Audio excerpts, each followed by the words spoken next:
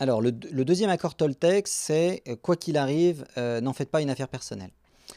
Qu'est-ce que ça veut dire, ne pas faire une affaire personnelle? Ça veut dire retirer à autrui le pouvoir qu'on lui a donné de nous juger, de nous critiquer, de nous nuire. C'est, savoir se détacher, soi-même de ses idées, de ses réalisations.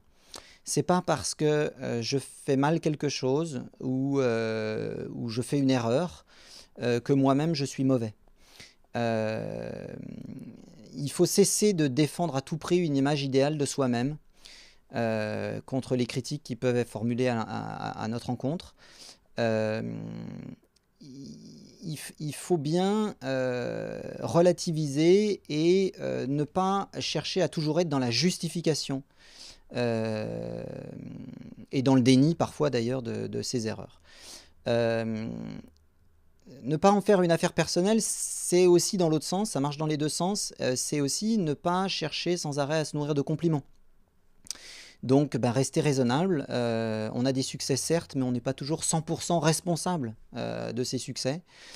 Donc en termes de trading, moi je le traduis clairement au quotidien par, je me réjouis raisonnablement des gains, que j'effectue. Je sais confronter mon point de vue aux autres, en me détachant moi-même de ce point de vue. Je me protège par là même et je pense par moi-même avant tout, donc je me mets à l'abri de certaines critiques, gratuites qui peuvent être, te formuler. Je n'en fais pas une affaire personnelle. Tout ça avec beaucoup de discipline, et en particulier en cherchant à garder le cap, sur ma méthode en laquelle je crois. Heu, le troisième accord Toltec, c'est de ne pas faire de suppositions. En l'occurrence, ne pas prêter, nos intentions à la parole d'autrui. Toujours prendre le temps de demander à une personne, pour avoir une confirmation plutôt que d'interpréter quelque chose qu'il ne nous a pas dit ou qu'il n'a pas fait.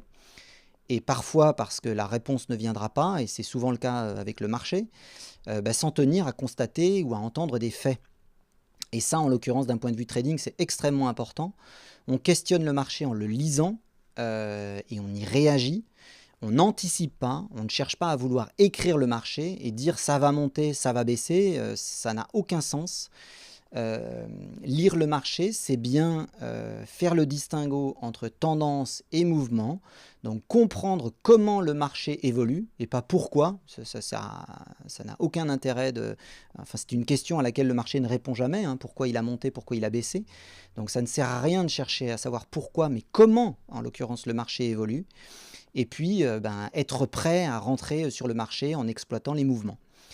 La suite dans la prochaine vidéo.